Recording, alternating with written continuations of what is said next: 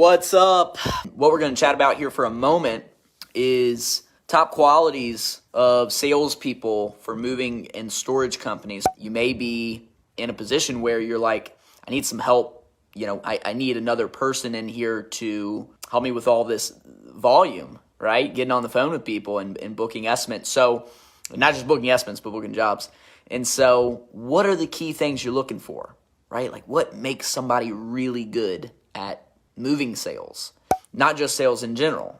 And if you don't know my background, I worked for a College Hunks hauling junk and moving franchise for about 3.5 years. I was a sales consultant while I was there in the beginning, and then I got moved up to sales and marketing manager, and I left there, and that's when I started Move Up. And so I like to think this is an area that I have some expertise in because this is literally the job that I did for 3.5 years. So what stuff are you looking for? So I think first you got to know what type of role they're going into. So is it an inside sales position? Is it outside sales? Is it business development? Is this more of a CSR position, customer service rep? So all of those really to me have a bit of a different job description. And so when I'm looking to hire, one, I need to know exactly what task that person's going to be handling. Because if I don't, how am I going to know what skill sets and what qualities they're going to need? Generally, though, you always want someone that sounds good on the phone, right? Always. I'm looking for a certain type of charisma when someone speaks. I'm looking for a certain type of articulation, tonality. I want someone that can take their voice up and down. Somebody that understands subtle pauses in communicating. People that are, one, have enthusiasm, right? If you sound like a doorknob, you're probably not going to make too many people excited to sign up for your service. That's, to me, the very first and foremost thing is someone that is a good communicator. Now, how do I quantify that? It gets a little more difficult, right? Usually you have some intuition. Again, I'm looking for someone that, can crack a joke, but also stay detailed. Estimating, you have to have people that can be detailed. If you hire someone to do moving sales and they're all over the place and they're really unorganized, you're going to get sloppy estimates. You're going to get a lot of underbids, a lot of overbids, and notes aren't going to be updated. They're not going to do a good job inventorying because they need to be digging on these estimates. They need to dig. They need to be checking for everything. Okay, so that way we set our jobs up for the best success, right? So they got to be super organized. Yeah, they got to be detailed, type A kind of people that like stuff done, compartmentalize. Some other things I'm looking for is the hunger factor. So I do want someone that's very motivated by money, right? If they're going to be hired for sales, they're going to be in a performance-based job. I want them to go out and do more every single month. I want them to see their sales numbers and get excited and be like, man, like I'm right there to the next, maybe going from 70,000 to 80,000 in a month or whatever. And somebody that has that drive. Again, something that's not easy to quantify, but we know that that's what we're looking for. So they need to sound great, not just on the phone, but just in general, their communication. They need to be organized. They got to be detailed. And then I'm looking for somebody that has that drive to go for more. If you're interviewing someone, I generally like to ask, and I want to hire people that have done sales before. Usually I'm at least looking for somebody that's done 1 to 2 years of some type of inside sales or outside sales. They don't need to have 5 years, okay? If you get somebody that has 5 years, that's great, but a lot of times they come with a price tag, okay? So if you're just maybe creating this position, it's a brand new position, you might not necessarily be in the place financially to create a compensation plan where this person can go make the money they want. So you might need to target those people that are 1 to 3 years sales experience, and some other things. When I'm interviewing them, I want to hear about, hey, what's your philosophy on follow-up? And I want someone to detailed explain to me how they follow up with a customer. And that tells me a lot. It tells me a lot about what their their sales mentality is. I like to ask, hey, how many sales appointments did you do in your last sales job? How many sales appointments per day are you used to?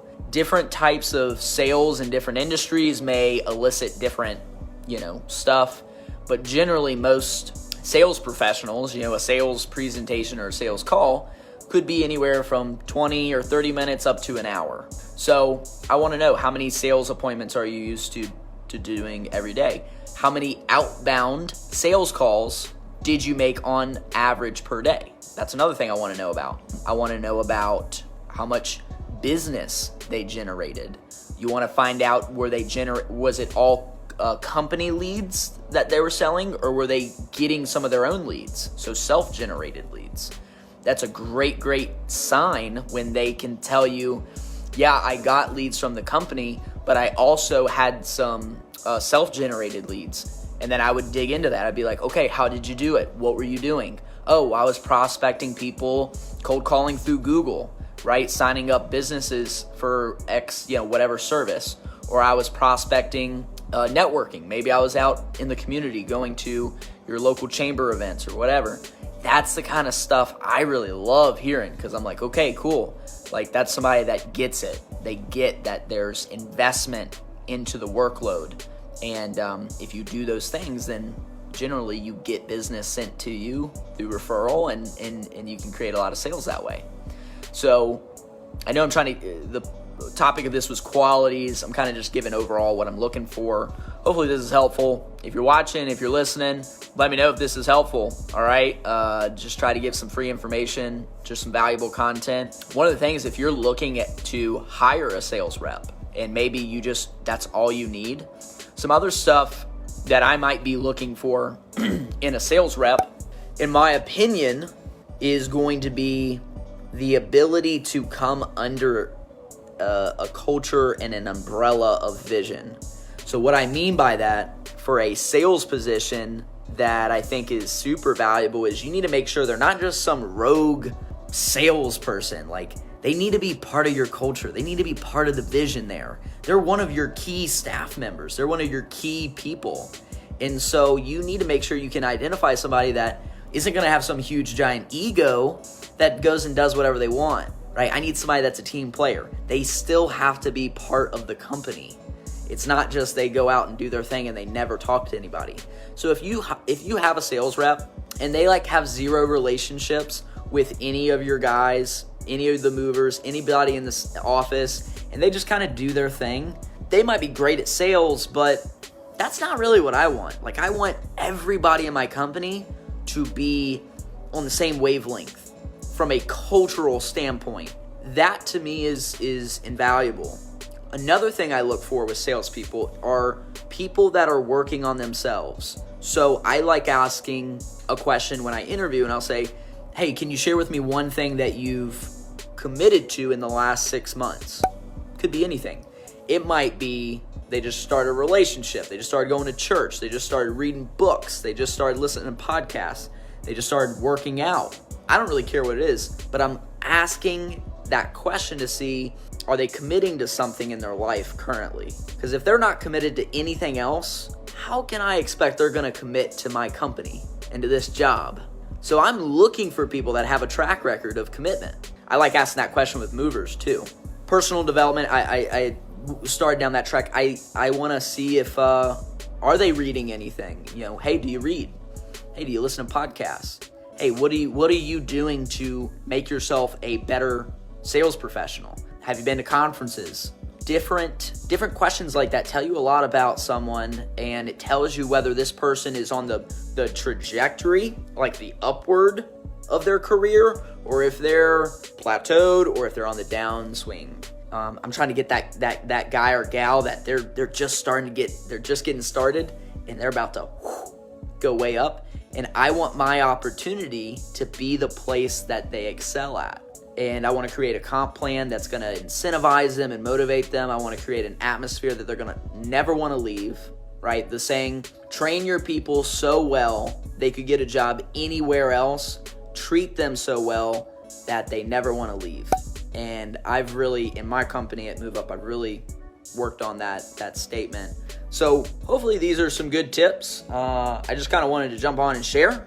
Again, this is free information, and this was all about salespeople. What qualities am I looking for? What type of questions am I asking?